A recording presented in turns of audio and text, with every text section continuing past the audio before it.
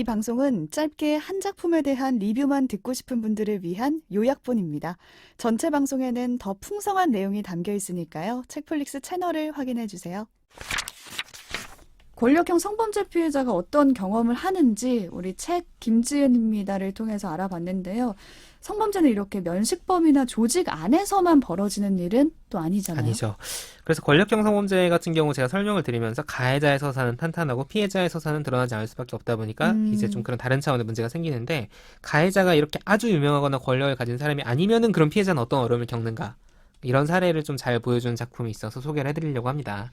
가해자가 아주 유명한 사람이거나 권력이 가진 사람이 아니더라도 그렇죠. 피해자가 겪는 어려움, 어떤 작품인가요? 네, 작년에 넷플릭스에 공개돼서 아주 큰 반향이 있었던 드라마 믿을 수 없는 이야기입니다. 네, 저도 봤는데 좀 정말 좋은 작품이고 네. 많은 분들이 보셨으면 맞습니다. 좋겠어요. 이거 드라마적으로도 그런 재미 요소도 분명히 있죠. 맞아요. 그 다음에 궁금해 서사적으로 되게 잘 짜여져 있고, 드라마는 한 시즌 8개 에피소드인데 원작이 책이에요. 이거는 책이에요. 그쵸. 실화를 바탕으로 믿을 수 없는 강간 이야기라는 제목으로 한국에도 출간이 돼 있습니다. 그 실화가 그럼 이번엔 드라마로 만들어져서 네. 넷플릭스로 뿌려진 거죠? 그렇습니다. 그러니까 실화를 바탕으로 한 책이고 드라마인데, 간단히 요약을 해드리면 18살 마리라는 청소년이 주인공으로 나옵니다. 네, 다른 맞아요. 주인공도 있지만 1화에서는 이분이 나와요. 이 마리가 집에 침입한 귀환한테 강간을 당해요. 그래서 경찰도 조사를 하고 병원에서 검사도 하고, 이게 다른 거죠. 사건이 벌어지자마자 마리는 신고를 했어요. 네. 앞에서 이제 권력형 성범죄 케이스가 좀 다른 건데, 병원과 경찰에서 자기 피해 사실을 다 말하고 자필로 쓰기도 해요. 근데 이게 참 제가 이 표현을 쓸 수밖에 없는 게, 분위기가 묘하게 흘러가더니 이 마리의 진술 신빙성이 점점 의심을 받는 거죠. 진짜 엄청 묘해요. 저도 맞아요. 헷갈리는 거예요. 보는 사람도 헷갈리게 연출을 했어요. 보는 사람이 이 말이 진짜 당한 거 맞아? 음. 라는 생각을 하게 만드는 그런 묘한 분위기를 보면서 연출을 정말 잘했구나 라는 생각을 하게 되거든요. 주변 사람들도 처음에는 마리가 성폭력 당했다고 하니까 어떻게 하면서 믿는 거죠. 맞아요. 막 격려하고 너 괜찮냐라고 말을 하고. 근데 점점 마리가 이 피해 사실을 가상으로 지어낸 그렇죠. 거다라는 식으로 가잖아요. 그러니까 그 과정이 되게 잘 드러나 있는 거죠. 마리가 왜 그러냐면, 앞서 말씀드린 피해자 이미지 있잖아요. 너무 네. 괴로워하고 인생이 끝난 것 같고 아무것도 못하고, 이런 이미지에 맞지 않는 거예요. 덤덤하죠. 맞아요. 그리고 마리는 일반적인 가정이 아니라 친부모 없이 위탁 가정에서 여러 맞아요. 위탁 가정에서 길러졌고, 이런 소위 말하는 편견을 가질 수 있는 어떤 환경. 약간 독한 애로 보는 맞아요. 그런 눈빛이 있어요. 그러니까 사실 당당한 캐릭터인데 그것도 그러니까 일종의 편견인 거죠. 이러다 보니까 경찰도 일종의 편견을 가진 거고, 어느 순간에는 경찰이 마리에게 허위 진술도 범죄다, 협박 아닌가요? 사실상 협박을 해요. 그 부분부터 진짜 분위기가 바뀌는데, 마리는 이 과정을 겪다 보니까 강간당한 것도 자기한테는 고통인데, 이 주변 사람들, 사실 위탁 가정에서 자기를 길러줬던 사람이라거나 지금 자립시설에 있는 사람들은 자기의 되게 인생에 중요한 사람들인데, 네. 그 사람들과 이런 식으로 의심과 어떤 압박과 이런 데서 생활하는 게 너무 힘든 거죠. 그래서 결국에 진술을 번복합니다. 그쵸.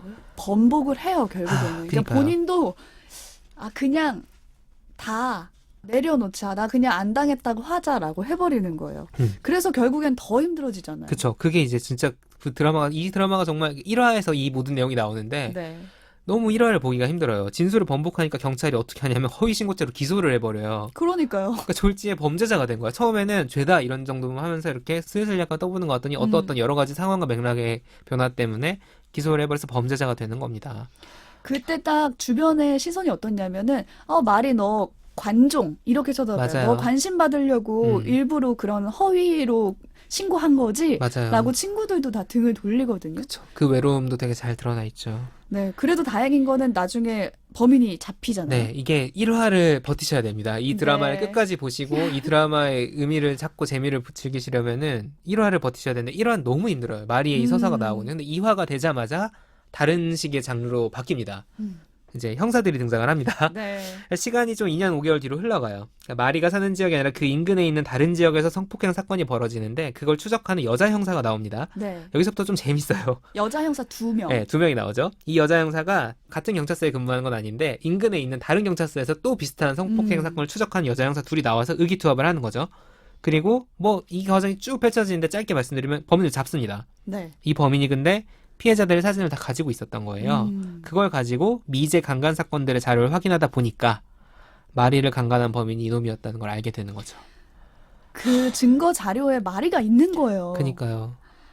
잡은 거는 진짜 다행인데 마리는 이미 허위 신고를 한 걸로 거짓말을 했다는 이유로 엄청나게 비난을 받은 후잖아요. 그쵸. 그 상처를 어떻게 할 거냐. 그러니까요. 사실 제가 이 내용을 다 말씀드린 게 스포일러인데 네, 내용상으로는. 스포일러죠. 근데 이건 어떻게 됐다는 결론이 중요한 드라마가 음. 아닌 거예요. 이 마리의 이 고통을 어떻게 책임질 거냐, 사회가.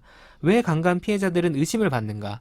경찰이나 주변 사람들은 어떤 편견과 가정을 가지고 있길래 오류를 범하는가? 사실 되게 소름 끼치는 부분은 경찰도 그렇고 네. 이 마리를 돕는 주변의 사람들 모두 다 선의를 가지고 마리를 대한다는 거예요. 그런데 이 성범죄 피해자가 겪는 감정에 대해서 너무 무지한 거죠, 그냥. 그래서 성범죄 피해자라면 이래야 되라는 그 편견에 갇혀있기 때문에 자기가 아무리 선의를 가지고 있어도 네. 아, 얘가 성범죄 피해자가 아닌 것 같은데 그러면 얘를 위해서는 빨리 이 거짓말을 인정하게 만들어야겠다. 이렇게 굴러가는 거예요. 너 어린 마음에 거짓말 한 거지? 그니까요. 라는 식이에요. 그러면서 사실 걷잡을 수 없는, 진짜로 정말 걷잡을 수 없는 비극으로 가는 거죠. 그런 점에서 진짜 김지은입니다. 이 책과 통하는 게 있는 것 같이 보이는데 성범죄 피해자라면 마땅히 그래야 된다라는 그 고정관념이 틀릴 수 있다라는 거를 확실하게 보여주는 그쵸. 김지은 그런 씨가 작품이죠. 그 성폭력 피해를 당한 다음에 업무를 멀쩡하게 수행했다라는 것이 사실 김지은 씨를 공격하는 계기가 되었는데 이제 네. 그런 것들도 사실 그런 고정관념에서 나온 것이고 성범죄라는 게 명확한 사진이나 동영상 같은 증거가 없을 때가 많아요. 그래서 그쵸. 피해 사실이 밝혀도 의심받는 경우가 되게 많은데 진실은 밝혀져 봐야 한다. 너무 맞는 말이에요. 근데 너무 맞는 말이지 그거는. 근데 그런 생각을 가지고 있는 것과 피해자를 적극적으로 의심하고 비방하는 건 완전히 다른 차원의 문제라는 거죠. 차라리 밝혀지고 비방하면 모르겠는데 맞아요. 밝혀지기까지 지금 앞에 책에서 500 며칠이라고 했죠?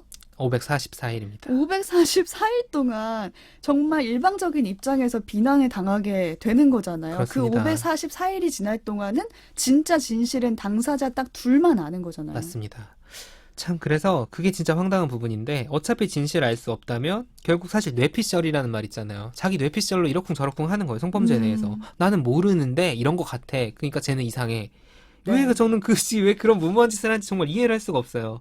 요즘 보이는 얘기 중에는 또 너무 어이가 없어서 반박할 가치조차 없는 소리가 하나 있는데 어떤 거요? 그게 바로 피해자는 왜 얼굴을 숨기냐. 얼굴을 그럼 드러내나요? 그러니까 본인이 나오지도 않는데 무슨 미투냐 이런 소리를 한 사람이 있어요. 아, 왜 밝히라고 하는 거예요? 그러니까 그 이해가 정말 안 되는 거예요. 어떤 범죄가 발생을 하면 우리가 알고 있는 사법 절차는 뭐냐면 고소를 하는 겁니다. 네. 경찰에 가서 고소를 하는 거예요. 고 박원순 시장 성추행 의혹 같은 경우에 피해자가 이미 고소를 했죠. 네. 근데 얼굴을 밝히지 않았기 때문에 믿을 수 없다? 밝히고 나와라? 사실 김지은 씨가 겪었던 이 너무 괴로워서 책을 쓰면서까지 다시 세상에 알렸던 그 2차 가해들 네. 그걸 자기들이 막아줄 것도 아니잖아요.